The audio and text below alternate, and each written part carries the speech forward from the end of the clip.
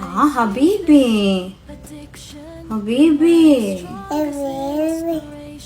Hey guys, it's me, Inday. So, yun na nga. So, nag-sink in na sa akin yung kilig ko. Yun naman, I decided to give my madam a flower bouquet. Kaya, ayun. Mag-order ako today. So, ito na nga, guys. Meron akong nakita dito kahapon. So, i-order ko na lang. So, nag-struggle pa ako, no? Kasi hindi ko alam kung anong pipiliin ko na na flower. Kasi ang daming mga flower ditong pagpipilian. Rose ba? Rose. Yung lips ko. Tapos nagwawala pa tong burkitik dito. So guys, naka-order na ako. And magsusulat ako ng message para sa kanya. So tapos na nga yung letter. Hindi ko lang alam kung mababasa niya to. Pero kung hindi niya mababasa, ako magbabasa para sa kanya. Ganun naman kadali. Hi guys! So nandito na yung flower. So hi guys. Eto na siya. Hindi ko alam kung saan ko ito ilalagay. Here. There's no mountain I could not climb as long as you.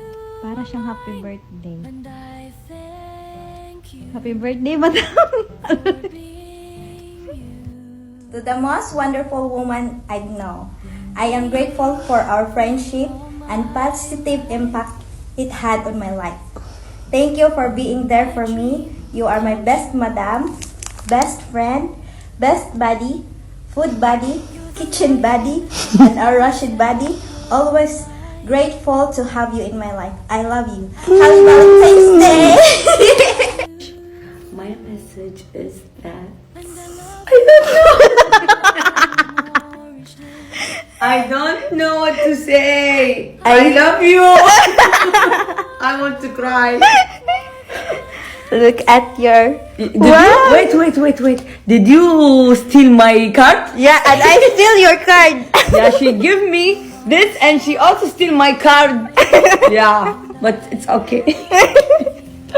I love it so much. It's like I'm happy. I don't have a voice. Don't just I speak like a man. Yeah. And Russian. Celebrating with us. Best. Guys, I hate it. Hindi ko na-record yung as in pagbigay ko ng flower, pero naka-record siya ng message ko para sa kanya. Pero wala na. Hindi ko na-record yung ano niya, yung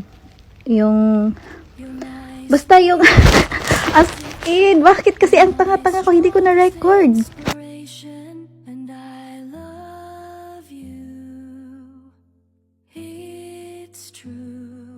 There's no mountain I could not climb as long as you are mine.